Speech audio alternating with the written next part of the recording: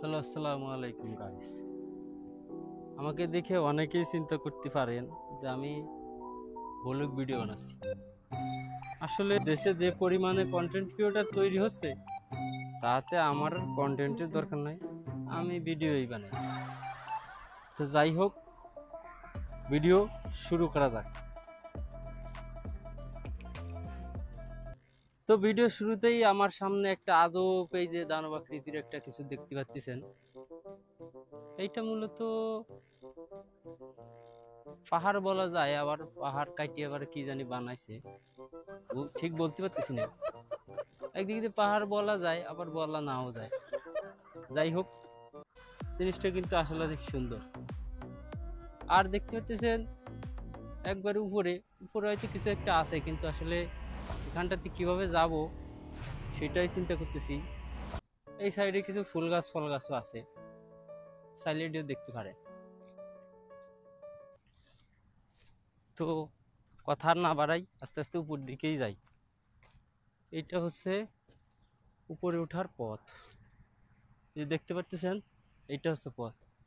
আর আমি এখন এই পথেই উপরের দিকে উঠব। যাই হোক, এখান থেকে আসলে মৃত্যু ঝুঁকি খুবই কম, বলতে পারেন 100-তে 1%। ঠিক আছে, কোনো ঝুঁকি নাই, রিল্যাক্স।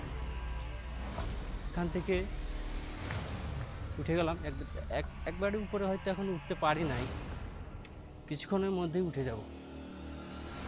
তো এখন আমি উপরে উঠে গেলাম, আর উপরের দৃশ্যটা হচ্ছে ঠিক এমন। আসলে উপরে তেমন কিছুই নাই, যেটা হওয়ার কথা সেটাই, মরুভূমি, মরুভূমির পাহাড়। এই হচ্ছে সে ফুল গাছ বা ফল গাছ যেটা বলেন সেটা, আর এইগুলো হচ্ছে সেই দানব আকৃতির কি বলে এটাকে, কারুকাজ আর কি। এখানটাতে আছে একটা গর্ত, সম্ভবত পানি ছিল, আর এখানটা থেকে পানি নিচে প্রবাহিত হতো।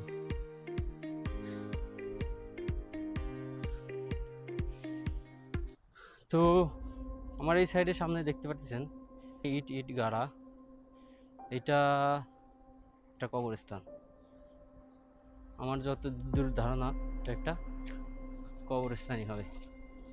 এখন আস্তে আস্তে নিচের দিকে চলে যাই, এখানে আর থাকবো না, প্রচুর গরম। আজকের ব্লগ আসলে এটা ব্লগ না, একটা ভিডিও। এ পর্যন্তই, ধন্যবাদ সবাইকে।